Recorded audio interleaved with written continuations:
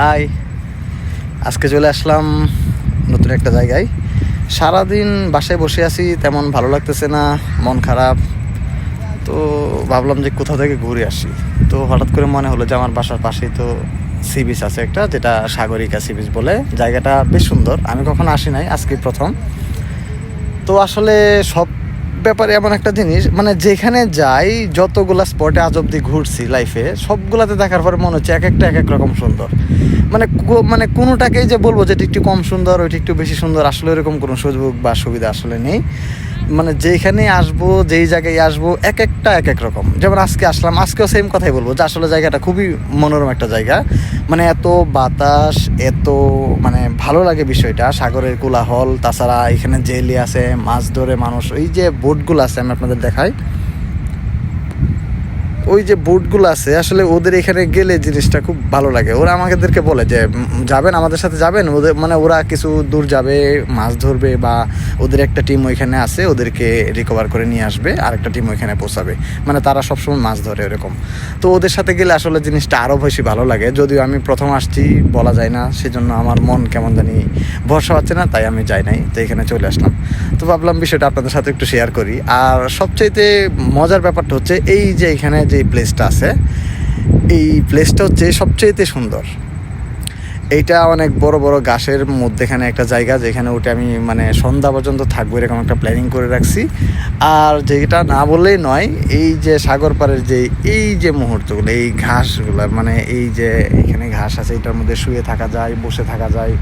যদিও কিছুক্ষণ আগে বৃষ্টি আসছে, একটু ভিজা ভিজা পরিবেশ, সেই জন্য আমি আসলে ওইরকম বসতে চাচ্ছি না, দেখাতে পারতেছি না। দেখতে অনেক ভালো লাগতেছে না? হ্যাঁ, আমি আসলে যদিও ডিল অফ মোড দিয়ে রাখছি, আমার নতুন করে কালার গ্রেডিং করার দরকার নেই, এটাতে স্ন্যাপচ্যাটের মধ্যে আছে। তো আমি দুইটা ফ্রেন্ড নিয়ে আসলাম, ওই একজন এখানে বসে আছে আর একজন কথা বলতেছে, বিষয়টা আর কি। ওই যে ওনারা আমার সিনিয়র মানুষ বাসার। তো ভাবলাম চলো একটু ঘুরে আসি, ওরা ওদের মতো ভিডিও করতেছে। তো এই সাগর পাড়ে যদি এরকম কোনো গাছগাছরা না থাকে, আসলে জিনিসটা মানে সাজে না।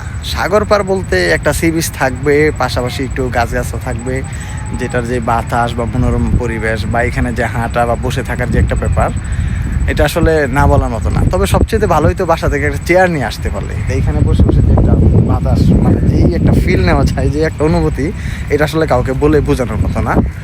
তারপর যে কিছুক্ষণ পর যাবো ওই সাগর পাড় ওইখানে, এটা আসলে মজার একটা ব্যাপার।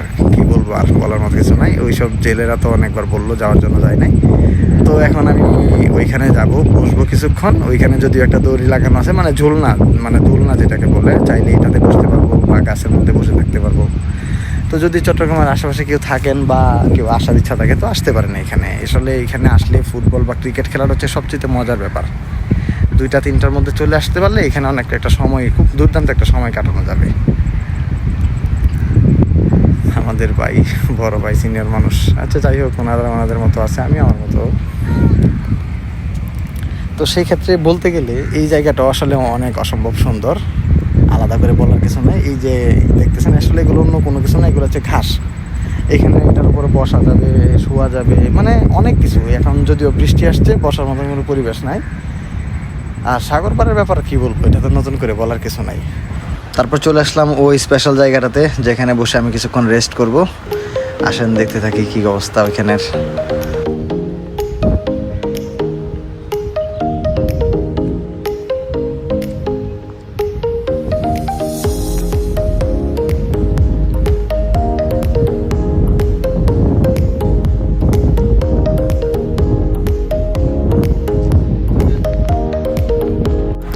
আর এই জায়গার ব্যাপারে বলার কিছু নাই, অনেক লাফালাফি করলাম, অনেক মানে দৌড়াদৌড়ি করলাম, বসলাম, একটু ঘোরাঘুরি করলাম।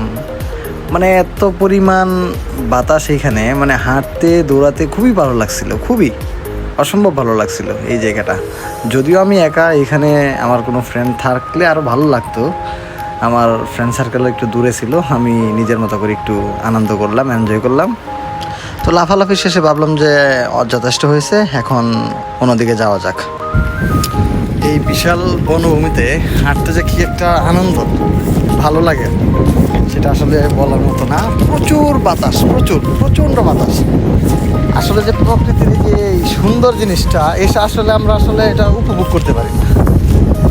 আমি আসলে যে বাতাস জিনিসটা এটা খুব পছন্দ করি, খুবই পছন্দ করি। আমি পাহাড়ে গেলেও মানে সমস্ত দিন এমন একটা সময় নিয়ে যাই যাতে 7 থেকে 8 ঘন্টা আমি কি ওইখানে মানে নির্দ্বিধায় বসে থাকতে পারি।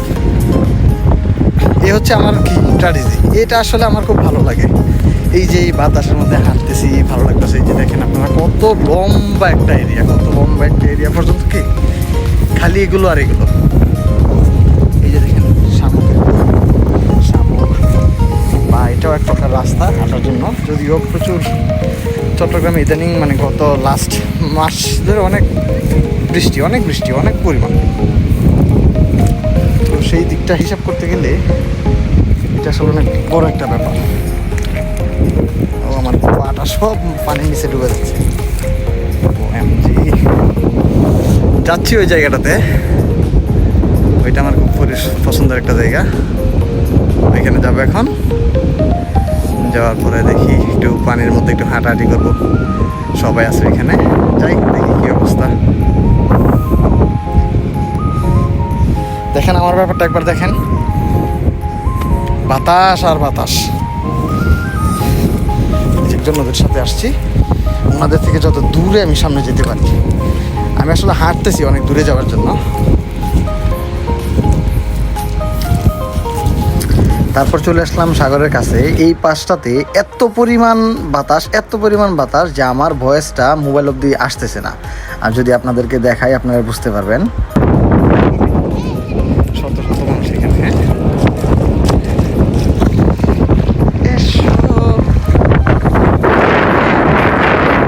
তো এইদিকে আমার ভয়েস একদমই আসতেছে না, সেই জন্য আমি ভয়েসটা সাইলেন্ট করে দিলাম। আপনারা দেখেন কি অবস্থা এখানের।